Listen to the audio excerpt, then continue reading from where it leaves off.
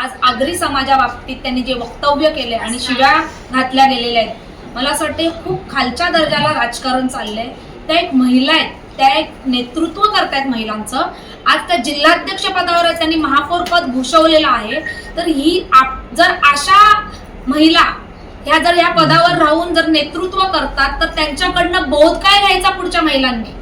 आणि ह्यांनी ज्या समाजावरती, आमच्या आगरी समाजावरती, मी मूळची पाटील आहे आणि मग मार्कंडे, तर मी माझ्या समाजाची मुलगी आहे पहिला, आणि समाजाबाबतीत त्यांनी जे वक्तव्य केलंय ते खूप लज्जास्पद आहे. मला असं वाटतं आगरी समाजामुळेच तुम्ही सत्तेत आले.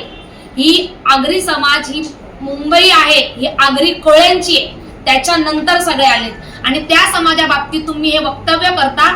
तुम्ही महापौर कशा झाल्या, तुमचे नगरसेवक कसे आले, तुमचा उपमुख्यमंत्री कसा बसला, कोणामुळे? ह्या आगरी समाजाच्या पाठिंब्यामुळेच ना. ह्या समाजामध्ये पण तुम्ही सीट लढवता ना.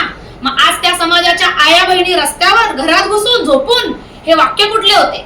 मीनाक्षीताई, तुम्ही एक महिलेला हे वाक्य बोलणं खूप चुकीचं आहे. तुम्ही कुठल्या दर्जाला आता उतरू शकतात? कारण ही तुमची पळवाट आणि भीती आहे.